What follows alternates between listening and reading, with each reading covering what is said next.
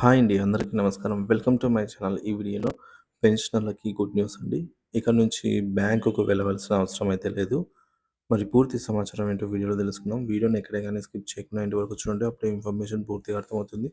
Video చూస్తున్న ప్రతి ఒక్కరు వీడియోకి లైక్ చేయండి ఫ్రెండ్స్. ఈ వీడియోని తోటి పెన్షనర్ మిత్రులతో అయితే షేర్ చేయండి. కొత్తగా మన ఛానల్ చూస్తున్నారు ఇంకా సబ్స్క్రైబ్ చేసుకోకుంటే వెంటనే మన ఛానల్ అయితే సబ్స్క్రైబ్ చేసుకోండి.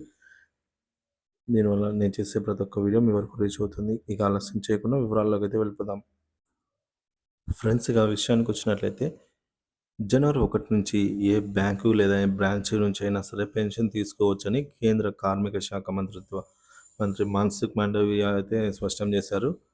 సో, ఉజ్వల పెన్షన్ స్కీమ్ ఈపీఎస్ 1995 కోసం కేంద్రీకృత పెన్షన్ చెల్లింపు వ్యవస్థ సిపిపిఎస్ ప్రతిపాదనను ఆమోదించినట్లు కార్మిక మంత్రిత్వ శాఖ ప్రకటనలో మాండవ్య తెలిపారండి. ఈ నేపథ్యంలో ఈపీఎఫ్ఓ సభ్యులు పెన్షనర్ల అవసరాలను మరింత మెరుగ్గా తీర్చుకునేందుకు కట్టుబడి అయితే ఉన్నారని వెల్లడించారు. ఇ ఎందుకంటే ఇదంతా కూడా మనకు ఆధునికీకరణ దిశగా అన్నమాట. అంటే ఇప్పుడు డిజిటల్ పేమెంట్ కాబట్టి మనకు ఇందులో కూడా ఏ బ్యాంకు నుంచైనా తీసుకునే వెసులుబాటు కల్పించారు. Employees provident fund organization EPFO ఆధునికీకరణ దిశగా ఈ మేరకు సిపిపిఎస్ ఆమోదం ఒక మైలురాయి అని అయితే మంత్రి అన్నారు. సో, దీని కింద పెన్షనర్లు తమ పెన్షన్ దేశంలోని ఏ బ్యాంకులో నుంచైనా సరే, ఏ శాఖ నుంచైనా సరే పొందవచ్చన్నారు. ఈ కార్యక్రమంలో పెన్షన్దారుల దీర్ఘకాలిక సమస్యలను పరిష్కరిస్తుంది. దీని ద్వారా సమర్థవంతంగా వారి చెల్లింపులను సులభతరం చేసుకోవచ్చు అని అన్నారు. పెన్షన్దారులకు సౌకర్యాలను మరింత మెరుగ్గా అందించడానికి ఈపీఎఫ్ఓని మరింత పటిష్టమైన సంస్థగా మార్చడానికి ఈ నిర్ణయం అయితే తీసుకోవడం జరిగిందని చెప్పారు.